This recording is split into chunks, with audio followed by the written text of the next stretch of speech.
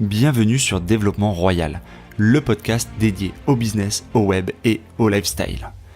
Avec l'ambition de vous accompagner pour vous aider à vous épanouir et à vous développer.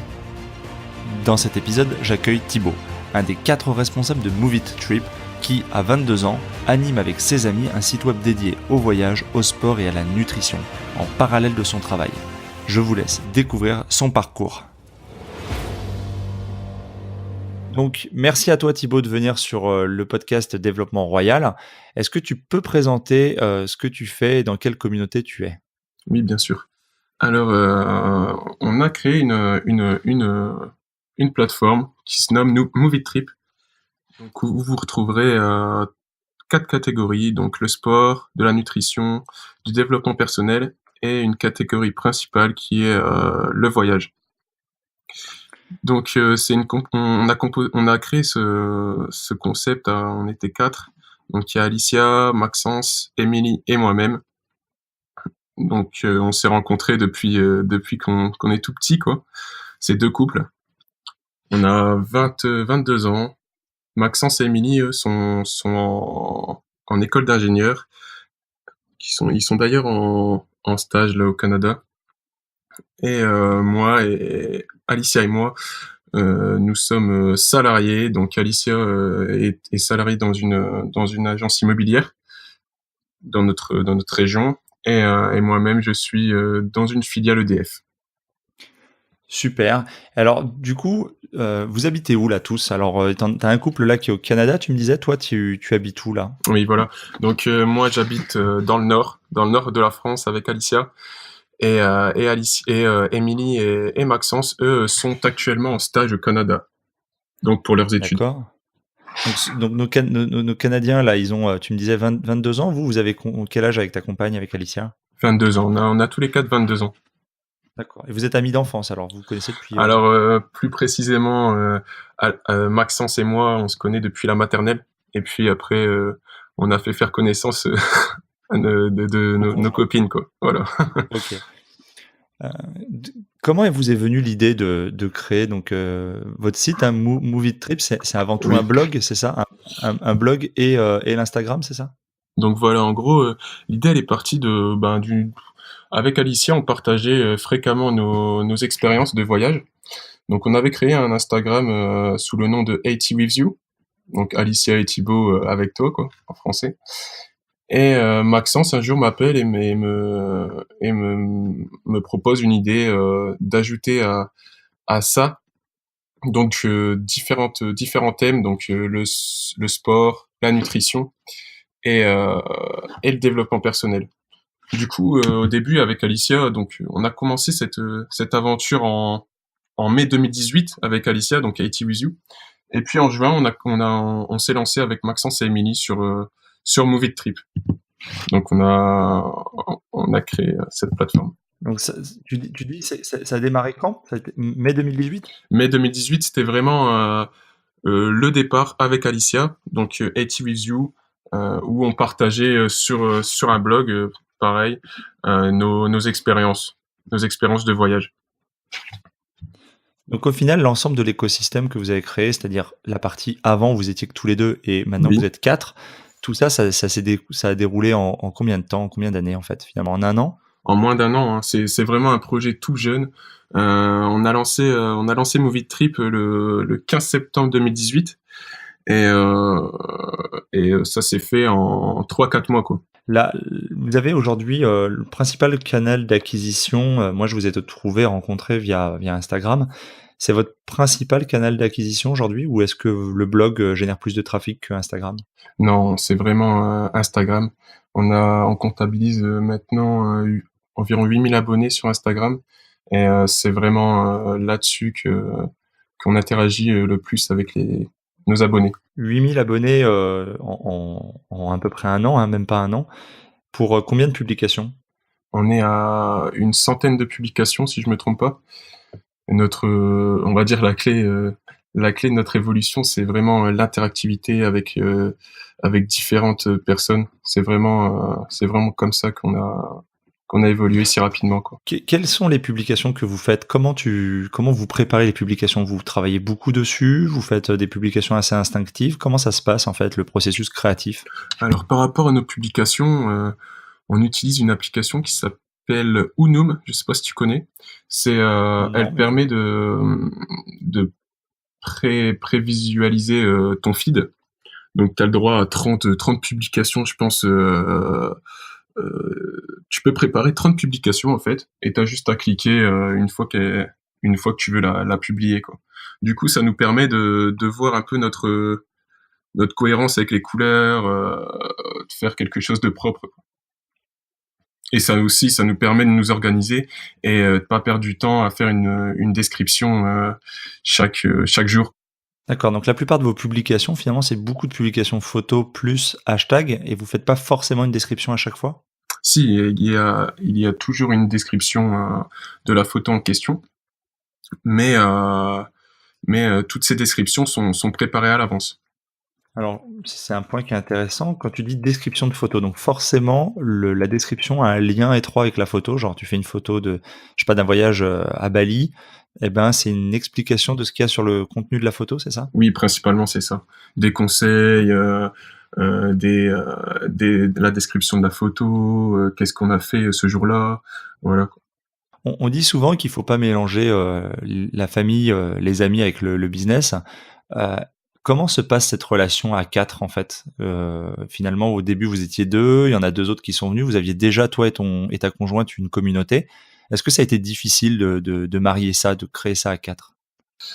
Eh bien, le plus compliqué, en fait, c'était que, au niveau de l'organisation, comme Maxence et Émilie, ont passé une partie de l'année au Canada, du coup, ce projet s'est fait, en vraiment à des milliers de kilomètres, on était vraiment à des milliers de kilomètres, chacun. Du coup, fallait vraiment s'organiser, optimiser au maximum notre temps. Donc, on faisait 2 réunions par semaine, donc c'était le mercredi et le dimanche. Et on avait à chaque fois des objectifs à réaliser individuellement pour chaque réunion pour avancer le plus rapidement possible, quoi. Quels sont les types d'objectifs qu'on se fixe quand on a justement un Instagram plutôt tourné autour du voyage, du développement et de la nutrition? Quels sont les objectifs que vous pouviez vous fixer lors de ces échéances, de ces rendez-vous hebdomadaires? Bien, c'est plus, quand je te parle de réunions, 2 fois par semaine, c'était pour la création du site. Donc du coup, tout ce qui était contenu, template, heu publicité, c'était vraiment, avant, quoi, pour la création D'accord. de la plateforme. C'est un site qui est hébergé chez qui a quel système? C'est en CMS, On c'est quoi? C'est du WordPress? on a utilisé Wix, je sais pas si tu connais, c'est vraiment très intuitif. Peut-être qu'on paye, beaucoup plus, mensuellement, mais ça nous a vraiment aidé, pour ce premier projet, quoi. Est-ce que tu trouves que Wix est un système qui est bien personnalisable? On le dit souvent, les gens aiment bien personnaliser via des templates WordPress, et cetera. Est-ce que tu recommandes Wix à quelqu'un qui lance un site? Moi, je connaissais aussi Jimdo, sur laquelle j'avais débuté. Wix, on va dire que c'est pour débuter. Après, moi, je trouve que c'est vraiment une application qui est très intuitive. On Le seul petit problème, je pense, c'est que tu peux pas vraiment, faire ce que tu as envie. Ajouter des éléments, là où tu veux. C'est vraiment, carré, quoi. Il y a des applications qui sont proposées et tu dois faire avec. Tu peux pas, faire, comme tu le sens. C'est vraiment le reproche pour Wix. Mais sinon, niveau création de contenu, c'est vraiment, facile à utiliser. Quel est l'objectif au sein de l'équipe là? Vous êtes 2 couples et vous avez créé ça. Comment vous voyez un peu l'évolution? Est-ce qu'il y a une monétisation envisagée dans le site? Est-ce que vous avez un projet à réaliser avec ce site? Comment ça se passe? Donc déjà, question objectif, on aimerait, proposer, des interviews sur différents thèmes, donc le sport et la nutrition. Après, on aimerait aussi, compléter au maximum nos catégories, poster du contenu quotidien, hebdomadaire, vraiment qu'on ait une organisation précise. Et le but final de tout ça, en fait, ce serait de partir en tour du monde, donc partager nos expériences via Instagram, via notre blog, et ajouter une petite touche d'innovation. Mais tout ça se fera après les études de Maxence et d'Émilie. Donc, produire du contenu et garder à jour un blog comme vous le faites, ça demande quand même beaucoup d'efforts. Est-ce que vous avez, quelle a été la motivation de Maxence, en fait, quand il t'a proposé de vous rejoindre? Est-ce qu'il s'est dit: «On va ce blog, on va le monter à un niveau supérieur et on va gagner de l'argent avec ce blog, ce compte Instagram et cetera pour financer le voyage de 2020»? Est-ce qu'il y avait cet objectif, au travers des efforts que vous faites? Donc l'objectif de base, oui, c'était ça. On avait pour objectif de lancer ce blog bien avant le début du tour du monde pour pouvoir le financer. Mais depuis peu, on s'est mis un ultimatum. En fait, maintenant, le but, ce serait de trouver une idée, une petite idée, pour financer, ce tour du monde. Donc trouver un revenu passif, qui nous générera, assez d'argent pour vivre à chaque coin de cette petite planète. Donc la création à l'origine enfin on va dire l'amélioration du site n'avait pas pour vocation de générer des revenus en soi, en fait. C'était Non. vraiment d'accord. Mais maintenant que l'idée avance, en fait, vous vous dites: «Pourquoi pas essayer de trouver une monétisation au site et au compte Instagram?» Quelque chose qui alors, il y en a qui vendent des presets photos, il y en a qui vendent des formations, des guides et cetera. Vous pensez à ce genre de revenus, en fait, par rapport au contenu que vous produisez? Oui et non, en fait, c'est vraiment, trouver une idée et si on n'a pas trouvé cette idée, on part pas. C'est vraiment un ultimatum. C'est censé nous pousser à trouver si on a vraiment envie de partir, on trouvera cette idée, quoi. Quelle est aujourd'hui l'idée que vous avez retenue pour justement, créer un revenu passif pour préparer le voyage? Est-ce que vous avez déjà une idée actuellement, qui est à l'étude? Cet ultimatum, c'est vraiment récent. On est censé, trouver, une moyenne de 10 idées par jour et puis on exposera tout ça à leur retour donc en janvier. On fera un brainstorming et puis, on exposera chaque idée. On en sélectionnera une et on se donnera à fond pour la mener à bien. Comment vous organisez entre vous, en fait? Quels outils vous utilisez pour, justement partager les idées, noter? Est-ce qu'il y a des applications? Comment vous procédez, en fait? Hormis ces 2 réunions, hebdomadaires, est-ce que vous avez fait des routines ou des choses que vous mettez en application? Oui, on utilise beaucoup, Google Drive, donc c'est vraiment l'outil principal de notre organisation. Tout est dessus, notre organisation, le contenu qui doit être posté, quand on devait choisir notre logo. C'est vraiment, l'outil qu'on a utilisé, et qu'on utilise encore, quotidiennement. Et est-ce que vous répartissez par, tâche ou par spécialité? Est-ce que quelqu'un est responsable, de l'écriture, l'autre des photos, l'autre de la retouche et cetera? Ou est-ce que tout le monde fait un peu tout? On s'est organisé de façon à ce que, chacun a sa catégorie en fait. Donc le sport, je m'en occupe.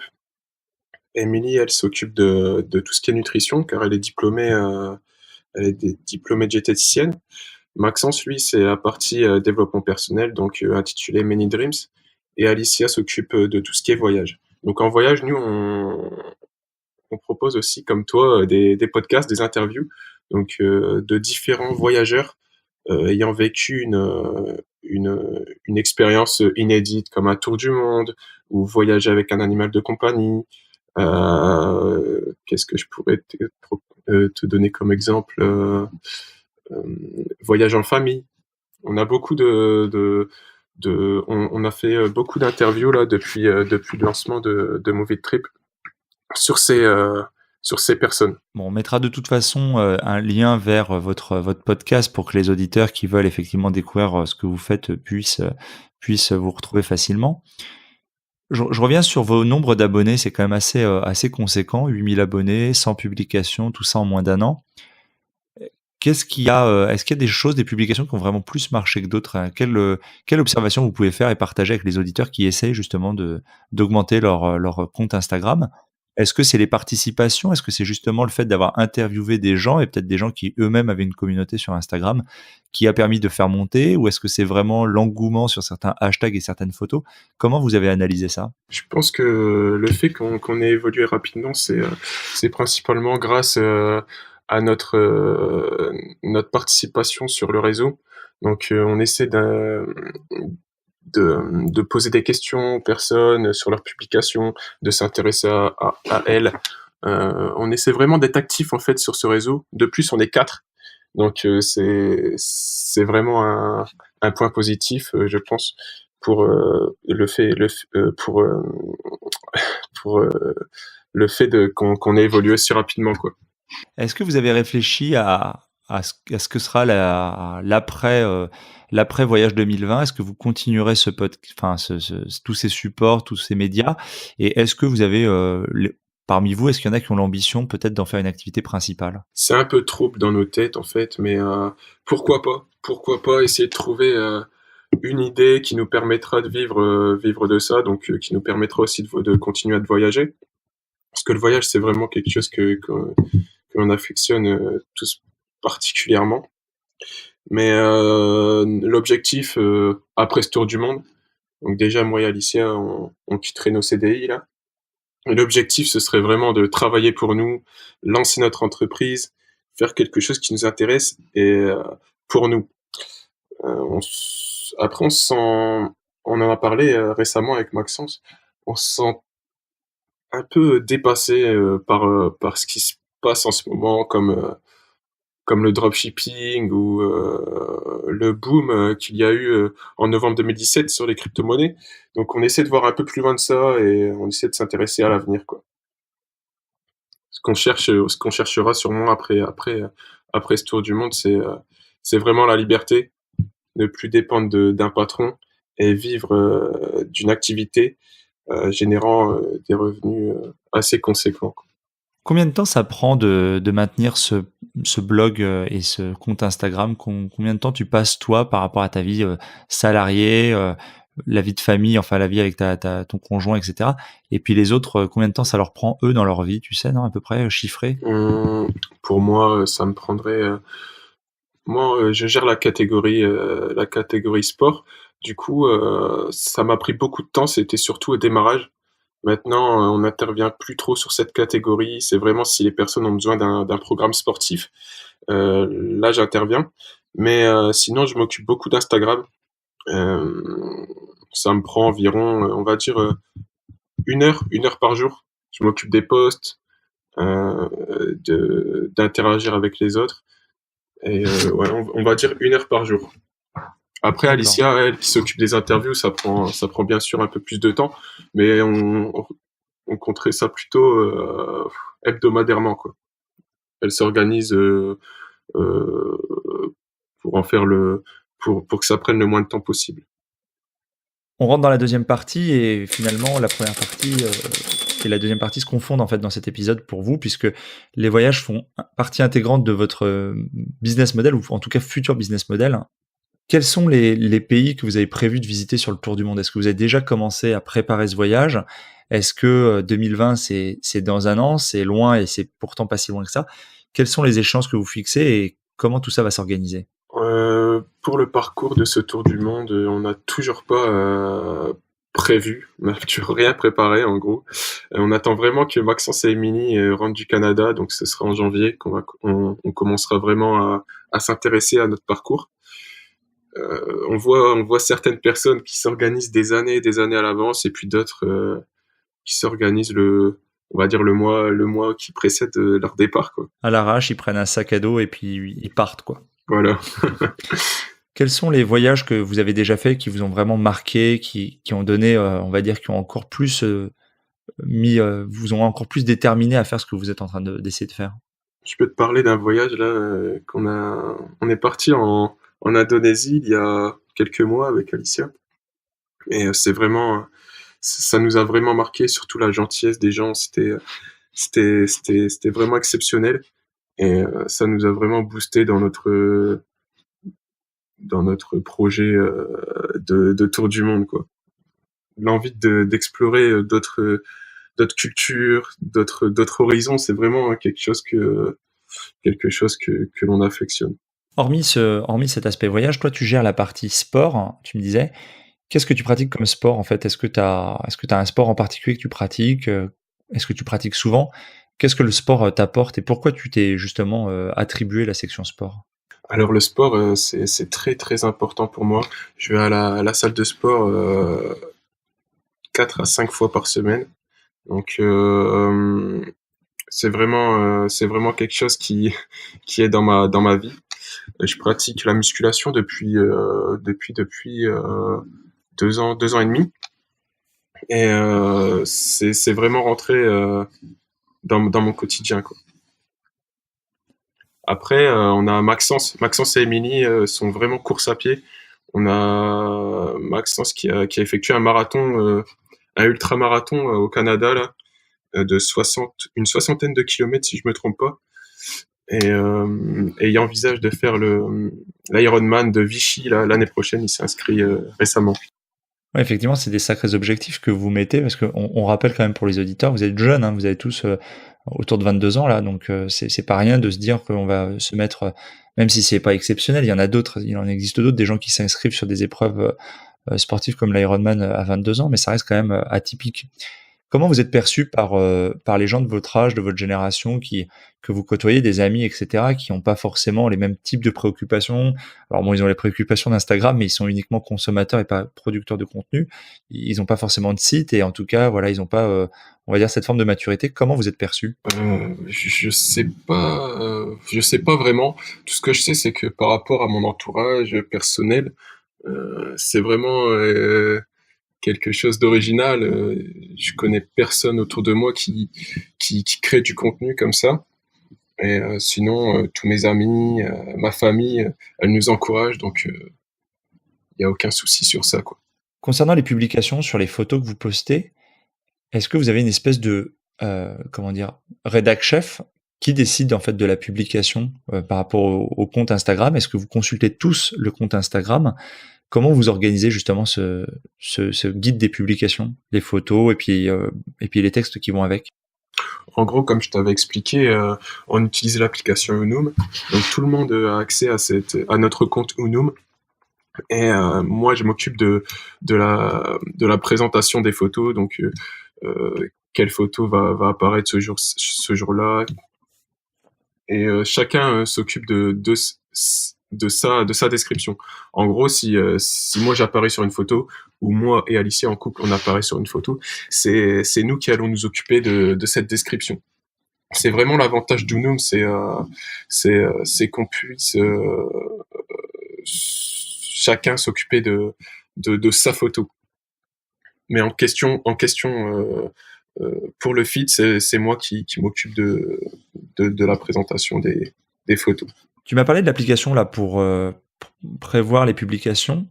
Est-ce que tu utilises d'autres applications pour notamment, tu me parlais de cohérence, graphique en fait, d'avoir un peu les mêmes templates ou les mêmes fonds, un peu la même couleur? Est-ce que tu retouches les photos et si oui, avec quoi? Donc nous, en fait, on utilise donc, comme tu l'as dit, Unum pour la prévisualisation du feed, et on utilise aussi Lightroom. C'est beaucoup d'Instagrammeurs l'utilisent. C'est une application d'Adobe. Et pour les vidéos, on utilise aussi Adobe Premiere, donc qui est aussi une application d'Adobe. Du coup, pour Lightroom, en fait, vous l'utilisez sur ordinateur et vous faites ensuite vos publications ou vous utilisez tout ça depuis vos téléphones, en fait, d'un point de vue pratique pour ceux qui nous écoutent et qui, justement, sont un peu dans ces, on va dire, dans ces contraintes techniques? En gros, on essaie de faire on essaie de créer un template. On crée un template et puis sur l'ordinateur. Et ensuite, on l'applique avec notre téléphone sur chacune des photos avec une petite modification à chaque fois, quoi. On essaie de faire une suite de 30, 40 photos avec le même preset. Et ensuite, on change en fonction des photos et des couleurs, quoi.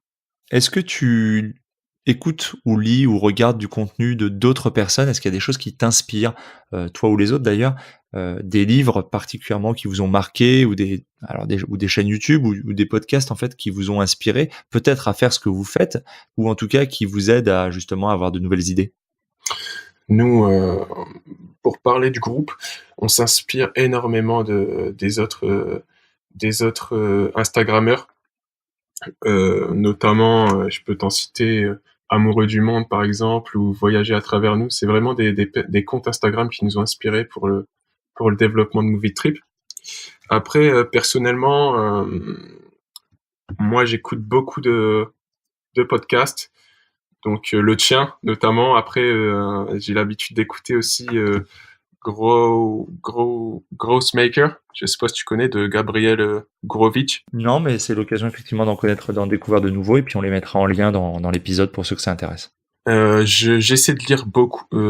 Beaucoup. Pour moi, c'est beaucoup. J'essaie de lire 3 livres par mois. Donc actuellement, je suis sur la blockchain. C'est un livre de Laurent Leloup. Je sais pas si t'en as entendu parler. Non, c'est pareil, mais je le mettrai en Ok. descriptif. Après, j'effectue aussi le Miracle Morning. J'ai entendu dans tes podcasts que tu le faisais aussi. Tout à fait. Je suis un fervent adepte du Miracle Morning. Donc, j'adore moi. Donc moi je le fais à ma façon, hein. Chacun sa façon de le faire. Je médite 10 minutes. Je fais de la lecture spirituelle pendant 20 minutes. J'écris 5 minutes. Visualisation et affirmation pendant 5 minutes. Et après je finis par 15 minutes de footing quoi, chaque matin. Et tu fais ça à quelle heure alors? Donc moi c'est en fonction de mes horaires. Ça arrive que je commence à 8h, à 9h. Donc du coup je me lève, je mets mon réveil à chaque fois une heure à l'avance quoi. Donc, d'accord, donc 1 heure plus tôt pour arriver à faire effectivement ta routine matinale. Voilà. Quel est de tout ce que tu as pu lire récemment, bon, le Miracle Morning t'a fortement impacté. Quel autre livre tu pourrais citer qui t'a vraiment fortement impacté dans ce que tu fais, dans ce que tu essaies de mettre en place? Après, je peux conseiller, comme tout le monde, Père riche, Père pauvre. C'est vraiment un livre que j'ai lu récemment et qui m'a vraiment marqué. Ensuite, il y a aussi les secrets de l'immobilier de Charles Morgan. Je sais pas si tu l'as lu. Si, je connais, ouais, tout à fait. C'est un classique aussi. J'ai adoré ce livre. Sinon, là, Blockchain, c'est plus un manuel que je suis en train de lire là. La puissance de la pensée positive aussi, mais je sais plus l'auteur. On va le retrouver, je le mettrai également en descriptif de la vidéo. Donc est-ce qu'il y a de la musique? Est-ce qu'il y a des choses que tu écoutes qui te donnent vraiment de la pêche, qui te motive à démarrer ta journée ou aller à la salle et à donner le meilleur de toi-même? Est-ce que il y a une playlist en fait que tu recommanderais aux auditeurs? Pas vraiment, non. J'essaie au maximum d'écouter des podcasts. Je trouve que écouter de la musique, ça m'apporte rien. J'essaie de plus en plus de diminuer l'écoute de son et d'augmenter l'écoute de podcasts. Au final, tu privilégies en fait l'écoute de contenu sur l'écoute de choses sans valeur ajoutée en fait. Voilà. On arrive sur la fin de cet épisode. Est-ce qu'il y a une citation qui t'a particulièrement inspiré et qui continue aujourd'hui de te donner motivation et envie de te dépasser? Nous, on a une citation avec Movie Trip, c'est One Life, Many Dreams. Et elle est de nous. Et j'en ai une autre qui m'inspire chaque jour, c'est la vie c'est comme la bicyclette. La vie c'est comme la bicyclette, il faut avancer pour ne pas perdre l'équilibre, de Einstein. Très bien, mais je connaissais pas du tout cette citation, donc je note, j'aime beaucoup. Très bien. Est-ce qu'il y a un dernier conseil que tu aimerais donner à ceux qui nous écoutent, qui rêvent justement de faire un tour du monde et partir en voyage avec leur sac à dos comme vous allez le faire bientôt? Je leur conseillerais de plus hésiter. Vraiment, le voyager, découvrir de nouvelles choses, c'est vraiment pour nous ce qu'il y a de mieux dans cette vie. Mais ouais, faut vraiment plus hésiter et tout claquer et prendre son envol, quoi. Alors effectivement, mais c'est toujours un petit peu difficile. Je pense que parmi les auditeurs qu'on a, on a des gens avec différentes situations, différentes tranches d'âge, différents profils. certains ont des enfants, ont une vie assez sédentarisée, donc c'est pas forcément aussi facile. Peut-être on dira, on va dire, ils objecteront que vous êtes jeune et que vous avez peut-être plus de facilité à larguer les amarres. Qu'est-ce que tu répondrais à cela? On connaît énormément de personnes, des familles, des personnes qui quittent leur boulot à 40 ans, 50 ans, 30 ans, pour vivre leur aventure. Donc, je pense que c'est peut-être facile à dire, mais je pense qu'il y a aucune excuse. Si on veut faire quelque chose, on peut le faire. Si on veut, on peut. Et ça sera un peu la conclusion de ton épisode alors. Voilà, exactement. L'épisode est maintenant terminé. J'espère que vous l'avez apprécié, qu'il vous a inspiré. Si oui, pensez dès à présent à vous abonner. Et si vous voulez m'aider à faire vivre ce podcast, alors je vous invite à laisser un commentaire ou une évaluation sur iTunes ou sur la plateforme que vous utilisez. Cela me permet d'améliorer le contenu et de le faire connaître à un plus grand nombre de personnes. Et pour vous remercier de votre aide, je ferai chaque mois un tirage au sort parmi les nouveaux contributeurs et j'offrirai 1 heure de coaching ainsi qu'un bon d'achat de 20 € sur Amazon. Le nom du gagnant sera publié sur Facebook. Vous pouvez bien sûr me retrouver sur ma chaîne YouTube ainsi que sur Facebook, Twitter et Instagram. Je mettrai les liens dans le descriptif de l'épisode et sur le site internet www.developpementroyal.com. Si vous êtes à la fin de ce podcast, alors permettez-moi de vous proposer un passage à l'action. Si vous souhaitez apprendre à vous organiser pour devenir efficace dans votre business ou dans votre vie, alors dans ce cas, inscrivez-vous à ma formation Super Organisé. C'est simple, il vous suffit de suivre le lien dans le descriptif de l'épisode ou sur le site www.developpementroyal.com.